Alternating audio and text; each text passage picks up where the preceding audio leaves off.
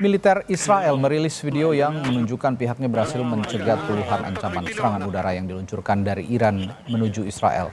Juru bicara militer Israel mengklaim berhasil mencegat 99% dari lebih 300 rudal dan drone yang diluncurkan Iran. Iran dilaporkan menembakkan 170 drone, lebih dari 30 rudal jelajah, dan 120 lebih rudal balistik. Sementara itu, pemerintah Amerika Serikat lewat juru bicara Dewan Keamanan Nasional, John Kirby, memastikan negaranya tidak akan terlibat dalam perang dengan Iran pasca serangan negara tersebut ke Israel.